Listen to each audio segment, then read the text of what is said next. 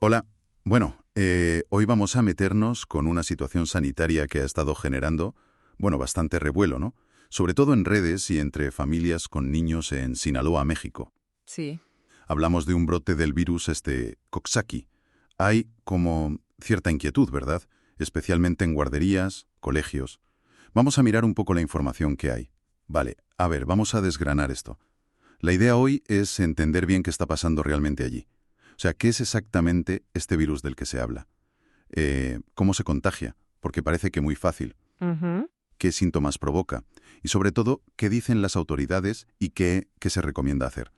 Vamos a intentar separar un poco la información real del posible jaleo. Eso es un buen punto. Creo que es crucial basarnos en los datos confirmados, los que da la Secretaría de Salud de Sinaloa, ver las cifras, qué es este virus exactamente y, como dices, esas medidas de prevención. Se trata de entender bien la situación más allá de la alarma inicial que a veces pasa con estas noticias, ¿no? De acuerdo, pues entremos en materia. El dato central, el oficial, es que se han registrado unos 50 contagios. Sí, alrededor de 50. Es importante, creo, poner la cifra en perspectiva. No hablamos de miles, ¿eh? Medio centenar, que bueno, permite un seguimiento más cercano, ¿no? Claro. Y un detalle importante, la inmensa mayoría son niños muy pequeños, en edad preescolar, y geográficamente parece que está bastante definido el foco, ¿no? La información dice que los casos se concentran sobre todo en la región del Ébora. Exacto. Concretamente, nombran Salvador Alvarado, Angostura y Mocorito. O sea que no es algo extendido por todo el estado, sino más bien un brote localizado ahí. ¿Es normal que pase esto? ¿Que sea tan concreto geográficamente? Sí, la verdad es que sí. Es bastante típico de virus como el Coxsackie, que se transmiten por contacto directo y sobre todo en entornos cerrados, como las aulas. La concentración geográfica normalmente refleja un poco las redes de convivencia, ¿no? Sobre todo entre niños que comparten guardería o colegio en una misma zona. Pero antes de meternos en eso, si te parece, aclaramos qué es este virus. El Coxsackie pertenece a una familia más grande, los enterovirus. Son súper comunes, ¿eh? En todo el mundo, sobre todo en verano y principios de otoño, y causan muchas enfermedades típicas infantiles. Este en concreto, el Coxsackie, es famoso porque causa lo que llamamos la enfermedad de manos, pies y boca. El nombre ya, ya te da una pista, ¿no? Ajá. Suele empezar de forma muy genérica, digamos. Un poco de fiebre, no muy alta, quizá dolor de garganta, malestar general, pierden el apetito. Vamos, síntomas que podrían ser de cualquier cosa, ¿no? Sí, sí, hasta ahí suena como un catarro normal, un virus cualquiera de niños. ¿Dónde está lo característico? La señal distintiva llega 1 o 2 días después de la fiebre. Ahí aparecen las lesiones típicas que le dan el nombre. Primero suelen salir unas ampollitas o llagas dentro de la boca. Uf, Sí, en las encías, la lengua, por dentro de las mejillas. Y duelen bastante, ¿eh?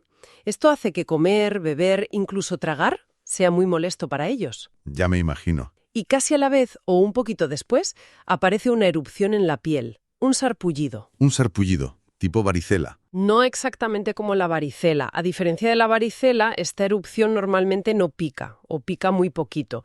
Son como manchas rojas, planas, un poco elevadas y a veces tienen como una ampollita pequeña en el centro. Y lo más típico es dónde sale, en las palmas de las manos y en las plantas de los pies. Por eso lo de manos, pies y boca. Ah, claro. A veces también puede salir en el culete, rodillas, codos, pero lo clásico es eso, manos, pies y boca. Entendido. Llagas moca que duelen y esa erupción tan localizada. Suena muy incómodo, la verdad. Sobre todo para niños tan pequeños que no saben qué les pasa. Y esto nos lleva a la pregunta de la gravedad. 50 casos, aunque estén localizados, pueden preocupar a los padres. ¿Es una enfermedad peligrosa? Pues mira, aquí es donde lo que dicen las autoridades sanitarias es importante. Y la verdad es que es bastante tranquilizador. El propio secretario de Salud de Sinaloa, Cuitlahua González Galindo, ha insistido mucho en que todos los casos que han visto en este brote han sido leves. leves. Sí, leves. Y esto es fundamental. No ha habido ninguna hospitalización grave ni complicaciones serias en los niños afectados hasta ahora. A ver, la enfermedad de manos, pies y boca, aunque es molesta y a veces duele por las llagas, es muy, muy raro que cause problemas graves en niños sanos. Ya. ¿Que existen complicaciones? Sí, claro, como meningitis viral o encefalitis. Pero son excepcionales, de verdad. Lo normal, lo habitual, es que la enfermedad siga su curso y se quite sola en una semana, 10 días más o menos. ¿Se cura sola entonces? Sí, el cuerpo lucha contra el virus y ya está. No hacen falta antibióticos porque es un virus, ni tratamientos específicos más allá de aliviar los síntomas, paracetamol o ibuprofeno para la fiebre y el dolor, y, muy importante, darles líquidos para que no se deshidraten. Ese es quizá el mayor riesgo, que por las llagas de la boca no quieran beber. O sea que, aunque el nombre y los síntomas puedan asustar un poco, la realidad que se está viendo en Sinaloa, según las fuentes oficiales, es de levedad. Eso. Bueno, cambia la perspectiva, ¿no? Exacto. Pero si es leve y se quita sola, ¿por qué tanto revuelo? ¿Por qué se han suspendido clases en algunos sitios? Me imagino que la clave está en lo fácil que se pega. Ahí has dado. Exacto. Aquí es donde la cosa se pone interesante, digamos, desde el punto de vista de salud pública. La contagiosidad. Ajá. Las fuentes lo dicen claro. El virus Coxsackie es súper contagioso, muy, muy contagioso. Y eso sí que explica por qué se extiende tan rápido en ciertos sitios y por qué se toman medidas como, cerrar temporalmente una guardería. A ver, explícanos cómo se transmite. Pues piensa, el virus está en las secreciones de nariz y garganta, o sea, la saliva, los mocos, también en el líquido de las ampollitas, esas que salen, y, ojo muy importante, en las cacas de la persona infectada. ¡Ostras! Sí. Entonces, la transmisión es sobre todo por la ruta fecal-oral, manos sucias que van a la boca, o por contacto directo con la saliva, mocos, al toser, estornudar, o tocar el líquido de las ampollas, y también, claro, al tocar objetos o superficies que están contaminadas, como juguetes, los pomos de las puertas, mesas, si luego te llevas la mano a la boca, la nariz, los ojos, sin lavártela antes. Entiendo. Y si piensas en una guardería o una clase de infantil, en niños pequeños que lo tocan todo, se lo llevan todo a la boca, babean, compartan juguetes todo el rato. Sí. A los que les cambian pañales y que todavía no tienen la higiene súper controlada, pues es que es la tormenta perfecta para que un virus así se extienda, ¿no? Totalmente. Es el escenario ideal para el virus. Los niños pequeños, sobre todo los menores de 5 años, son los que más fácil lo pillan y los que más fácil lo transmiten. Y encima, una persona infectada puede seguir eliminando el virus en las heces durante semanas, ¿eh? Incluso después de que ya no tenga síntomas. Eso complica mucho el control. Claro. Esta contagiosidad tan alta, en sitios donde hay muchos niños juntos, explica que, aunque cada caso sea leve, el número pueda subir muy rápido y eso genere preocupación. Tiene todo el sentido. Y eso explica la medida que comentan las fuentes, lo de suspender temporalmente las clases en algunos jardines de niños de las zonas afectadas. Exacto. Que aunque suene drástico, para una enfermedad leve, se entiende como un cortafuegos, ¿no? Para parar la cadena de contagios en un sitio donde el virus circula tan fácil. Debe ser una decisión complicada para los centros y las familias, por todo el lío que monta. Sin duda. Cerrar un centro infantil siempre es un palo, pero desde el punto de vista de salud pública, en un brote así, muy localizado y que se pega tan fácil, a veces es la medida más efectiva a corto plazo para frenarlo rápido. Y esto nos lleva directamente a las recomendaciones generales de prevención, que son la clave para manejar esto sin tener que llegar a cierres masivos. Y lo curioso es que no son nada del otro mundo, son hábitos básicos de higiene. ¿Cuáles son esas recomendaciones clave que se están repitiendo? Son básicamente 3 cosas. La primera, y la más importante de todas, la higiene de manos. Lavarse las manos a menudo con agua y jabón. Y bien lavadas, ¿eh?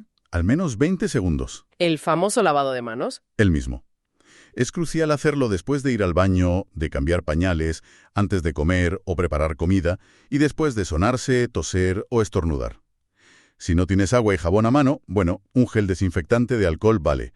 Pero el agua y jabón es mejor si hay suciedad o después del baño o cambiar pañales, porque quita mejor algunos gérmenes, como estos enterovirus. La segunda cosa es limpiar y desinfectar superficies. Limpiar a menudo los objetos y las superficies que se tocan mucho, sobre todo en casas con niños y en las guarderías y coles. Juguetes, pomos, mesas, eso es, juguetes, pomos, mesas, grifos. El virus puede quedarse ahí vivo unas horas, incluso días. Así que limpiar ayuda a cortar esa vía de contagio. Y la tercera es evitar el contacto cercano y aislar a los que están enfermos. O sea, evitar besos, abrazos, no compartir vasos, cubiertos, toallas con gente que esté mala. Y, por supuesto, lo fundamental para los padres. Si un niño tiene fiebre o los síntomas típicos de manos, pies y boca, pues no debe ir a la guardería, ni al cole, ni a campamentos. Claro. Se tiene que quedar en casa hasta que se le pase la fiebre, se encuentre mejor y las llagas se empiecen a curar. Esto es vital para no contagiar a los demás niños y al personal. Lavado de manos frecuente, limpiar cosas compartidas y dejar a los niños enfermos en casa. Oye, pues suena a lo que deberíamos hacer siempre, ¿no? Quizá este brote sirva para recordarlo. Exactamente, esa es la idea. No se está pidiendo nada extraordinario. De hecho, el mensaje principal de las autoridades sanitarias de Sinaloa, aparte de confirmar el brote y las medidas puntuales, es llamar a la calma, pero a una calma informada. Insisten en que no hay motivo para una alarma generalizada, que hay que centrarse en reforzar estas prácticas de higiene básicas en casa, en los coles, en todas partes, y vigilar si aparecen síntomas, sobre todo en los más pequeños. Y también refuerzan mucho la idea de que la enfermedad, en la gran mayoría de los casos, se cura sola y es leve, sin secuelas. Así que si conectamos todo, la estrategia no es el pánico ni medidas exageradas, sino prevenir con la higiene, detectar pronto los casos para que se queden en casa un tiempo y confiar en la información oficial. Gestionar el brote, con cabeza, vamos. Bien. Creo que ahora sí tenemos una imagen mucho más completa y con matices. Entonces, resumiendo mucho, ¿qué significa todo esto? Si tuviéramos que sacar lo clave de lo que hemos hablado. Pues podríamos decir, que estamos ante un brote confirmado de Coxsackie en Sinaloa, sí, pero muy acotado geográficamente a la región del Ébora y sobre todo en niños de preescolar. Sabemos que causa la enfermedad de manos, pies y boca, con esos síntomas que hemos dicho: fiebre, llagas en la boca, sarpullido en manos y pies, que son reconocibles. Es crucial entender que, aunque se pega muchísimo y eso explica que corra rápido en las guardes y las medidas que se han tomado, los casos que se han visto en este brote concreto han sido leves. No se ha informado de complicaciones graves. Y la herramienta principal para controlarlo no es ningún medicamento raro, sino algo tan básico y al alcance de todos como la higiene. Lavarse las manos bien, limpiar objetos y la responsabilidad de no llevar a los niños al cole si tienen síntomas.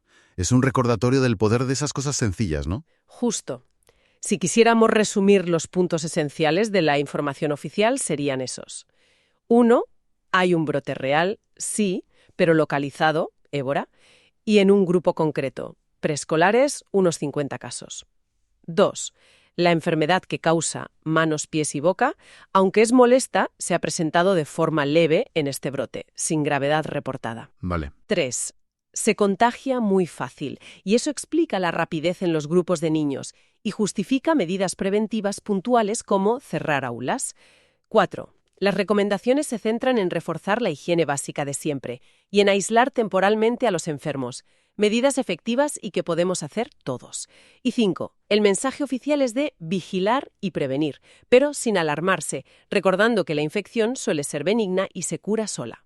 Queda bastante claro, sí. La información contrastada es fundamental para poner las cosas en su sitio.